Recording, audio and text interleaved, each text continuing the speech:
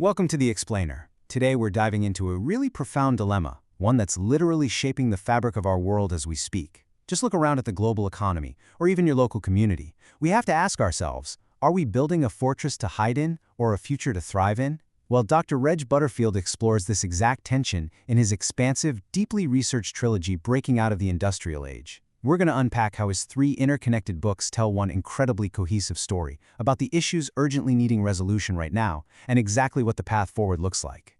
Okay, let's dive into this, because this question sits at the absolute heart of our current global paradox. I mean, think about it. Never has humanity actually possessed more capacity to improve life, yet we're all feeling deeply anxious, aren't we? We're retreating behind closed doors, we're taxing, regulating, and kind of turning inward just when our technological potential is hitting its absolute peak. We are essentially trapped in the gap between an old economic rulebook that's completely broken down and a new one that hasn't quite been built yet. So here is our roadmap through the trilogy today.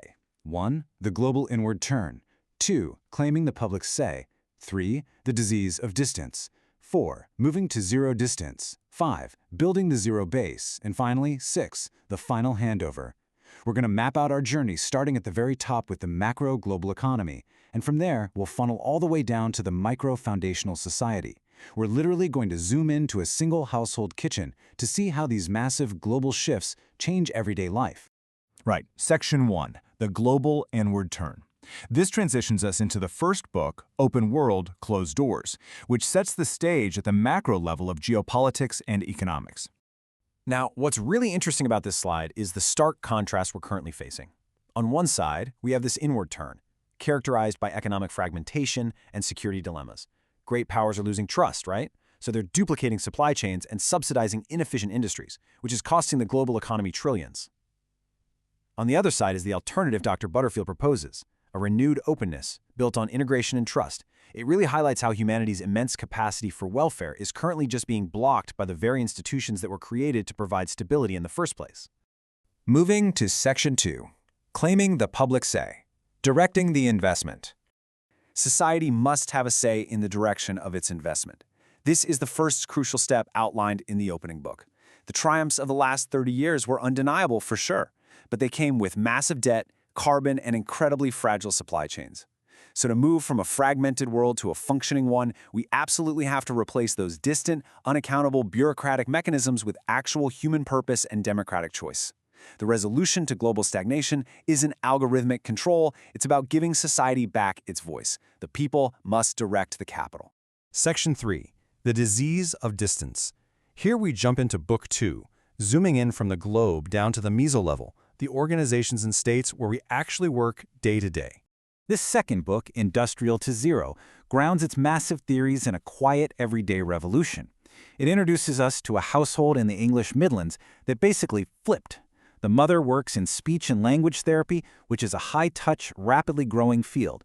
The father left manufacturing when his plant closed, and he now runs the household and does the school run. They are the human face of our outdated industrial map. The thing is, neither of them planned this. The labor market planned it for them, because the fundamental nature of work has completely changed. So the crucial point here is what Butterfield calls the human premium. As artificial intelligence compresses routine, cognitive, and manual work, the jobs that are actually scarce, growing, and secure are high-touch, relational, and place-bound. The modern labor market is completely outrunning old gendered stereotypes. It's revaluing the exact care-based and relational work that the industrial age chronically, historically undervalued. But we hit a massive roadblock, the industrial stack. Butterfield diagnoses this as the disease of distance. Our corporations and states are built on rigid, inside-out bureaucracy that separates the worker from the customer. Every care-incompatible rule is basically a surviving fragment of an era that assumed a worker had someone at home handling the rest of life. To actually survive, we must transition to the model you see on the right, a networked, relational, and demand-driven architecture. Which brings us to Section 4, moving to zero distance. This is the cure for that structural disease. The cure is zero distance. This means radically collapsing the hierarchy to create an architecture of true proximity. We need to actively break down the physical, informational, and emotional barriers between the organization and the user. For a business, it means shifting from being supply-driven to demand-driven. For the state, it means shifting from being policy-driven to citizen-driven. The state is the largest employer and carer in the economy. There's just no way it can administer a future that it doesn't internally embody. Now, Section 5, Building the Zero Base. This transitions us to the final book of the trilogy, zooming all the way into the foundational level of the individual and the community. A say is only as good as the society that receives it. Let's revisit that Midlands kitchen a few years later, shall we?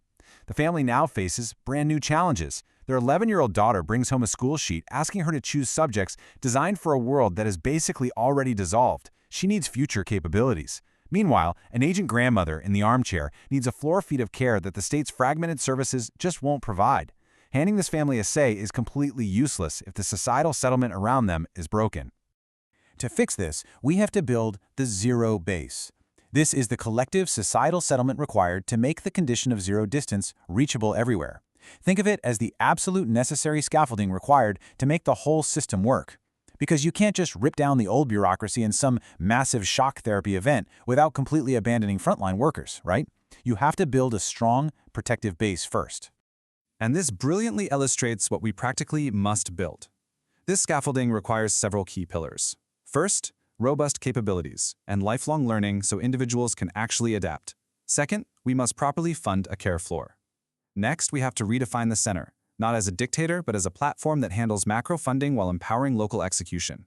And crucially, we need strict boundary conditions. This is to protect our diverse, plural communities from fracturing into tribalism under local majorities. Finally, Section 6, the final handover. This is the conclusion of the trilogy and the immediate, practical application of all this philosophy for you. Dr. Butterfield leaves us with these 5 questions as a powerful daily discipline. You can literally use this to test your own work and society against the zero-base framework. 1. Work. Are you actively protecting your human premium of empathy and judgment? 2. Capability. Are you engaged in lifelong learning? 3. Care. Does your community value the care floor? 4. Layers. Is your organization's hierarchy protecting the work or just diffusing responsibility? And 5. The say. Do you have a real voice or just a proxy speaking on your behalf? Let's move to our final point and see how this all builds together. Ultimately, this entire journey culminates in the governing sentence of the 3-book series: zero base leads to zero distance. The society is the base we must carefully build. The proximity to the citizen, the patient, and the neighbor is the distance we must relentlessly remove. When the base is solid, the distance collapses. I want to leave you with this final, provocative thought. Look around at your workplace, your local council, your community. Do you hold a real voice in the decisions that affect your life, or are you just managed by a distant proxy? The transition out of the industrial age requires you to pick up the lever and claim that agency. Thank you so much for joining me for this explainer. Keep questioning the map, and I'll see you next time.